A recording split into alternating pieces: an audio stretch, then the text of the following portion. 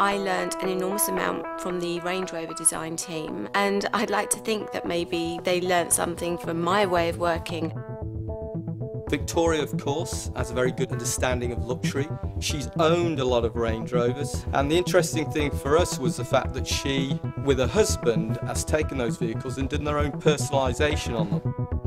I'm really happy with the car. I'm very proud of it. It feels very much in keeping with what I do as a brand. I'm excited to see what people think of it. When I first started working with Range Rover, I did lots of research. I was looking at boats, I was looking at planes, lots of classic cars. So I like that it feels modern, but also has quite a classic edge to it. The vehicle is very stealth-like, and that clearly comes from this matte finish, combined with this gloss black roof, gloss black wheels. It's got those very small rose gold accents. It's very sophisticated. The rose gold came from my watch. I wanted to use a little tiny bit of it to put my little stamp on it, but nothing too much, you know, to use it in a very subtle way.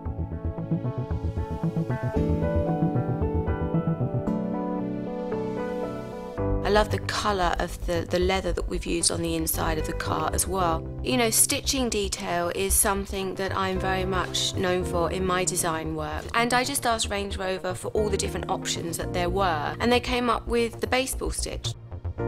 As a brand, you know, we have our vision to create truly luxurious products. But what we wanted to do with this particular design is to give it a different personality. I wanted to have a little bit of a feminine touch to it, but I also wanted it to feel quite strong and quite masculine. As much as I drive every day, you know, David likes to do the driving, and he's excited to get in this car and drive this car. Range Rover as a brand has such heritage. We create British products, they're British design, so again there was an important connection there. They are the epitome of quality. For me, it felt like the perfect collaboration.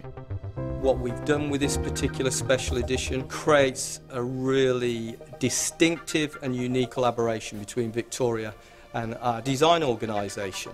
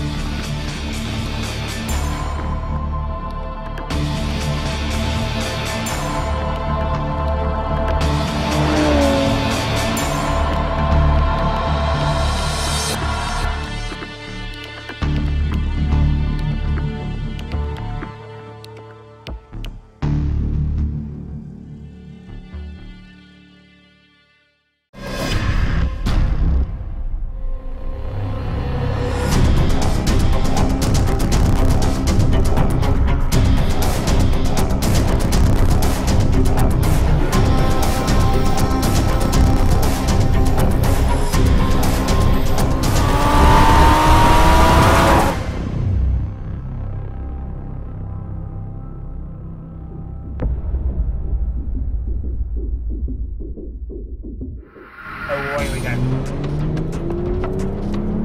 And straight away, we've clearly out-accelerated the V12 Advantage.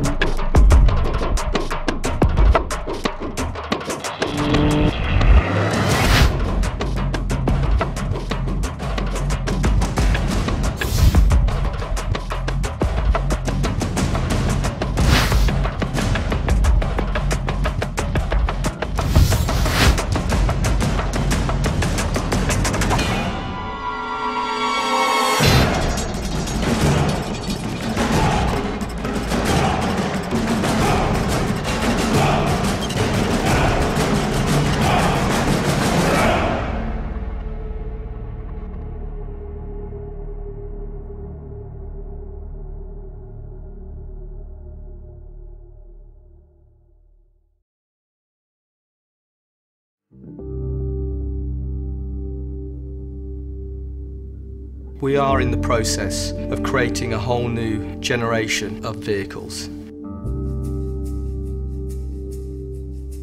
For the first time in our history, we're looking at how all these vehicles relate to each other and, more importantly, how they relate to the customer. Great design is the gateway to customer desirability. It's about making that emotional connection. People say, what was the inspiration for the new Range Rover? Well, the inspiration is its heritage. And when you look at that original vehicle and look at the vehicle we have today, that lineage is clear. It was a case of capitalising on the strengths of the previous car, but also into a new vehicle that had its own personality. It's not a static-looking car. The volumes of the car are in tension, they're in movement. There are no fussy, contrived, superficial styling elements. We played for a long time on those three key lines of how the sill and the waistline and the roofline work together. And it's the powerful, elegant way that those three lines relate to each other. I think works perfectly when you see the car moving.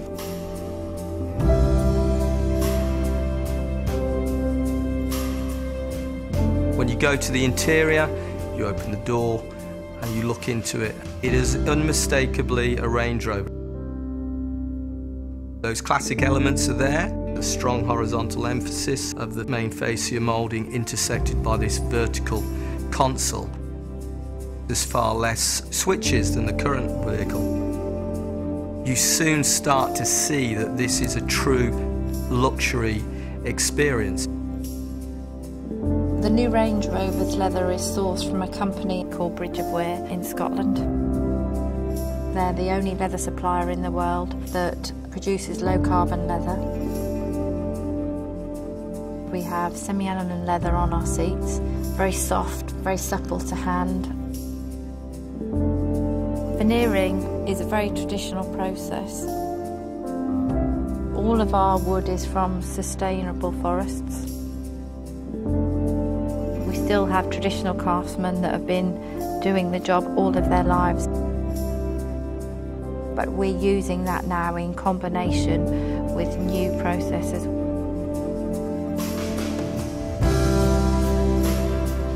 The aluminium architecture, I mean, it's a phenomenal technology, really. It's the world's first all-aluminium SUV. It's bonded and riveted to aircraft construction standards. Dynamically, the car is a revelation. Losing hundreds of kilos of weight out of a car has so many benefits. I mean, not only in its carbon footprint, its ecological identity, but also its performance and its handling.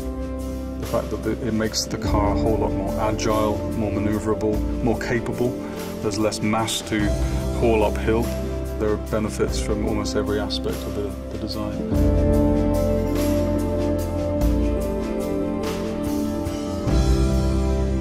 The aluminium then inspired us further in terms of visually lightening the interior design of the car. The panoramic roof is going to flood the interior with light, enhancing the feeling of cleanliness of the interior.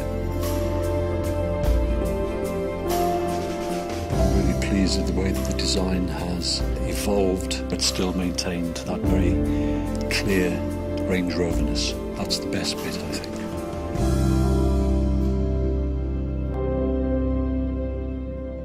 Iconic is a word I think that's used too liberally. But Range Rover is worthy of iconic status. The best has just got better.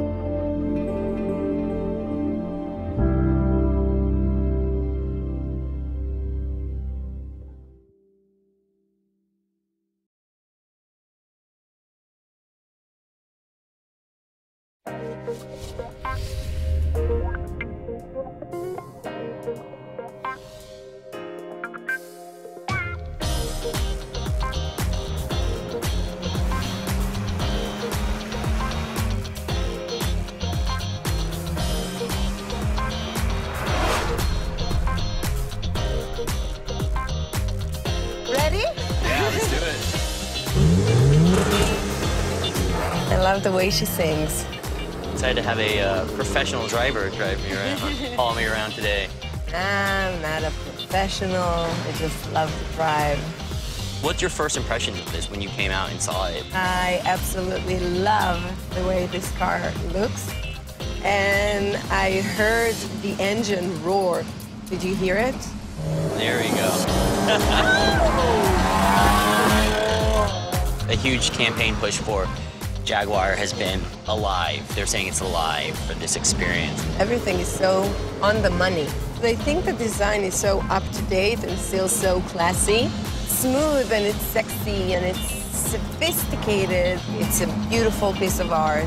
You feel so confident when you drive the car and you feel like you're the king of the road. Look at the view. I can take a moment to relax. This is not work. You're going to the great Playboy party this evening, right? Yes.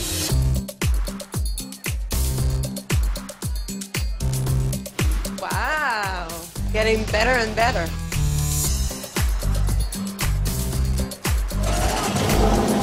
It's beautiful inside.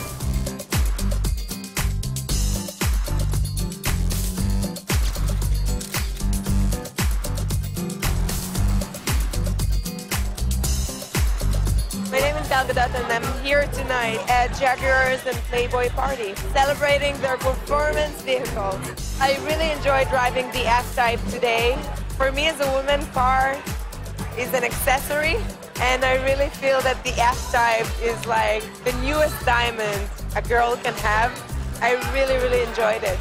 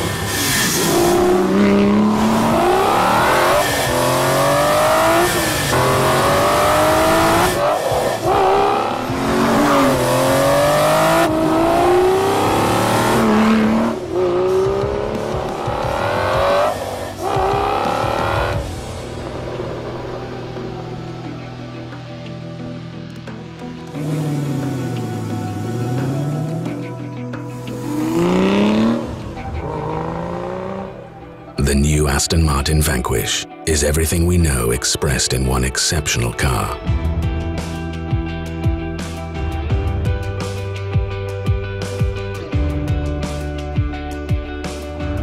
A masterful blend of art, technology, craftsmanship, and pure adrenaline. Hidden intelligence, instinctive performance, cloaked in a suit of carbon. Master of its domain, Vanquish defines a new breed of super grand tourer.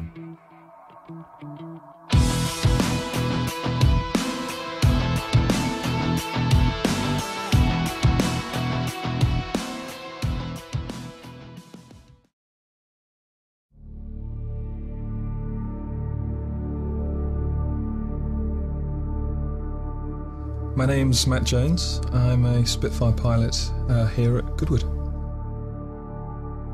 The idea for the challenge came from 416.com. So this was an opportunity in my eyes and clearly in 416's eyes to bring two British icons together at an airfield that has phenomenal British history. I'm Mike Cross. I'm Chief Engineer, Vehicle Integrity at Jaguar Land Rover. I think it's a fabulous idea.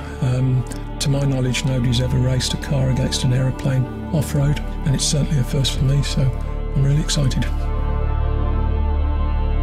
I'll be flying the Vickers Supermarine Spitfire TR9 with a V12 Merlin engine, dual-stage, dual-speed supercharger, producing 1750 horsepower. The new Range Rover Sport we've got today is completely standard.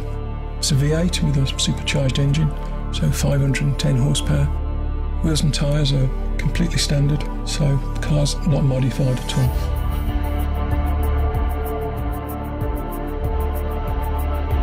What I've got to do today is accelerate from a standing start at one end of the runway, go as fast as I can before the other end, stop and turn around and accelerate back to where I started from, and hopefully get back there before the aeroplane does.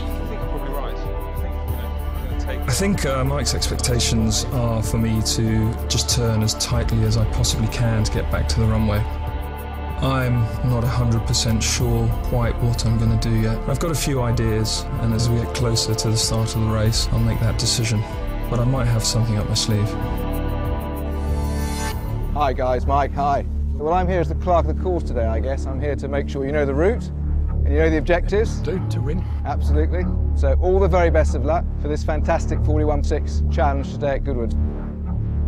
I've never heard of Spitfire, so that's going to be great, sitting in the car, hearing a Spitfire right next to me. The aeroplane is extremely noisy, and I wouldn't want to put him off. Maybe I would. Because the runway is quite bumpy, I'm going to select dynamic mode. That sharpens up the responses of the car. I'll probably manage 120 miles an hour. Goodwood is 101. I don't know who's going to win. I really hope we do, but I have no idea. Charlie Alpha. Well, the Spitfire has pedigree, and I'm flying it, and I feared I'd be letting people down if I didn't at least go into the race thinking I was going to win.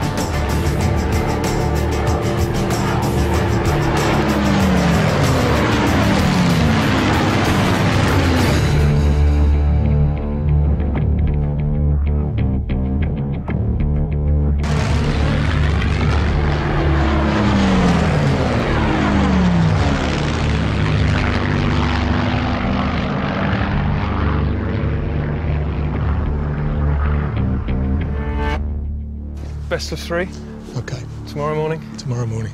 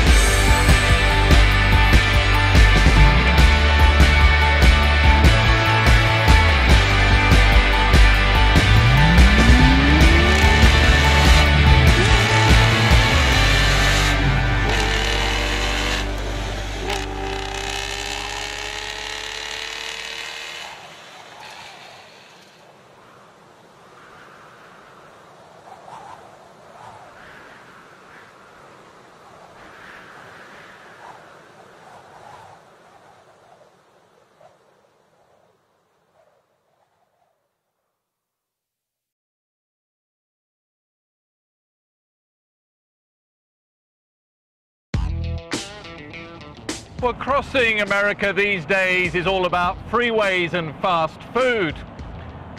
But there is a more adventurous way to cross the USA, and that's on dirt.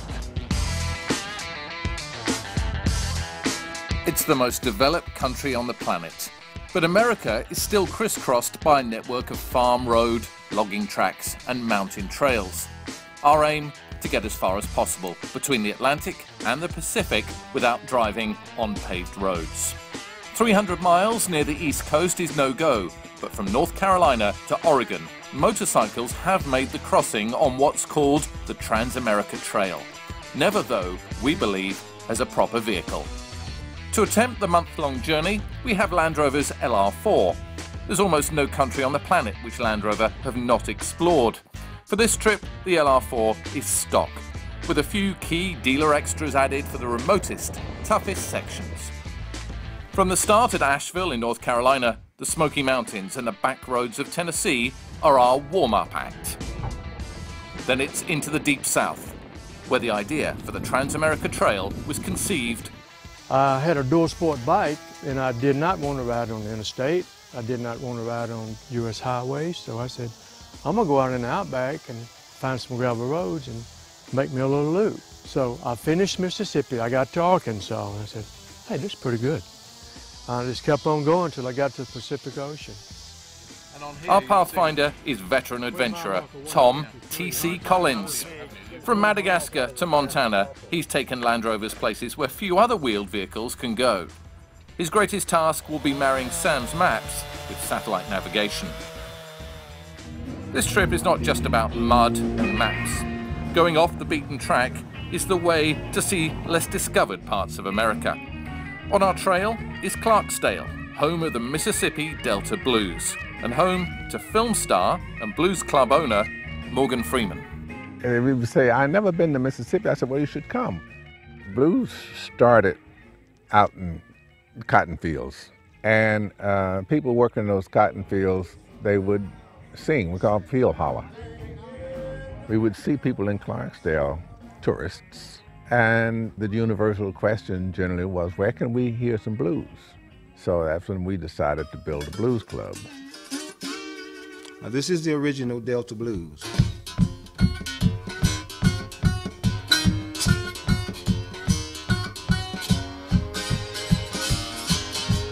The blues gets in your soul, and we don't want to leave the heat and passion of Mississippi, but this is a mammoth trip. The Ozarks and the prairies lie before us. Ours is a journey twice the length of the mother road, Route 66, which we cross near Tulsa, Oklahoma. 110 years before us, the first car drove across the USA.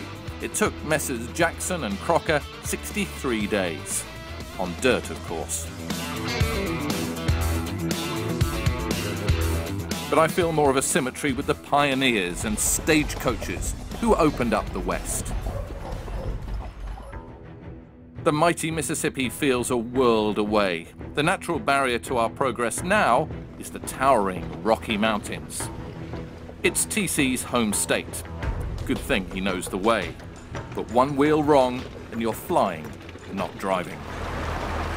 We're on the approach to Black Bear Pass, approximately 12,800 feet.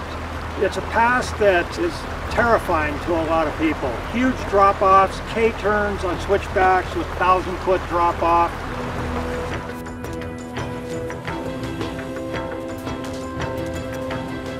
We're out of Colorado and the Rocky Mountains, and now we're into the high desert of Utah. It's hotter, it's dustier, but it's just as dramatic. Crawling pace, we tackle Black Dragon Canyon. A few hundred feet away is I-70. In the same time it takes us to go 20 miles, we could reach Seattle, 800 miles away on the interstate. The desert is a place few animals and even fewer humans can endure. Outside Moab, we meet a man who has tunneled underground to survive the heat. This is the cave, living in the rock. About 68 to 72 year-round.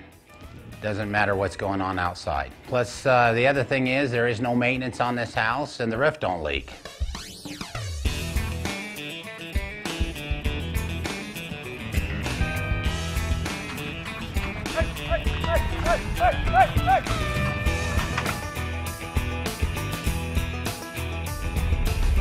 We've just crossed into Oregon. This is our final state border crossing.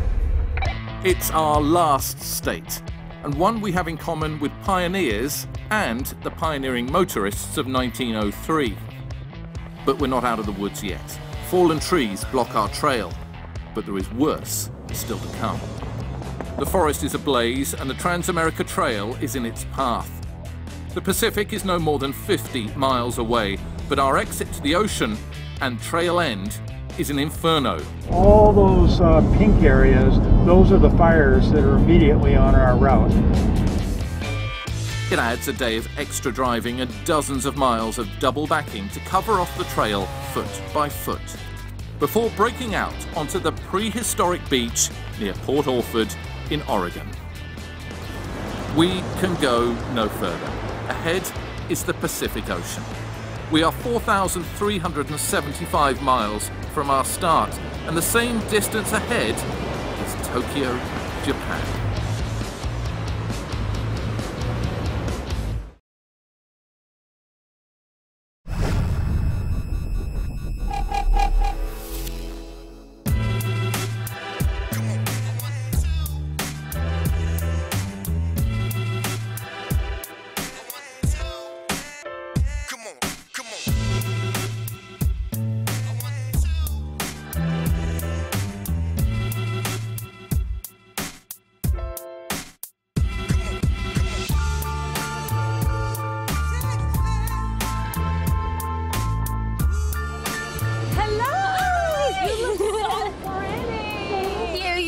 Congrats on winning my turn to Jag Miami. Thank you. I'm so happy you're here. And how hot do you look next to this car? Can't wait till you show me around. Oh, Miami is my city. It's gonna be a lot of fun, I promise. Let's go. Hop in. All right.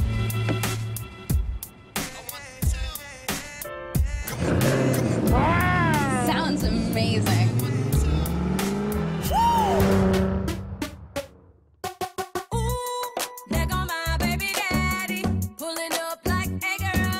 So what made you into this competition? Well, my grandma always drove a Jag as I was a kid. Did she? Yeah, what color? It was champagne. And then I saw the contest and I was like, oh my gosh, this is calling my name. I have to do it. Okay, so what was your winning tweet? My granny always told me that my tushy fit perfectly in her Jag and that I needed one. That is so cute. The engine is talking to us right now. So sexy when it turns on and revs. What are the hot spots in Miami? The hottest spot is Live, and that's where we're gonna go tonight.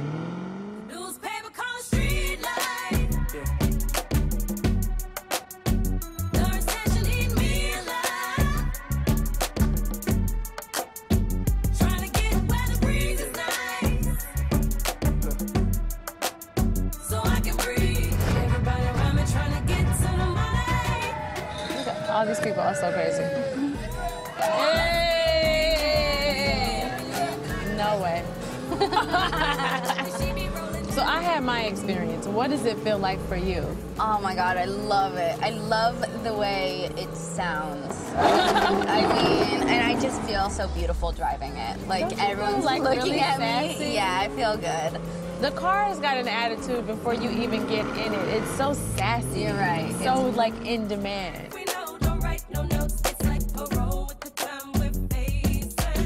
So we're here. Yes. Nice. Thank you. You ready? I'm ready. So amazing. LA, it's your turn.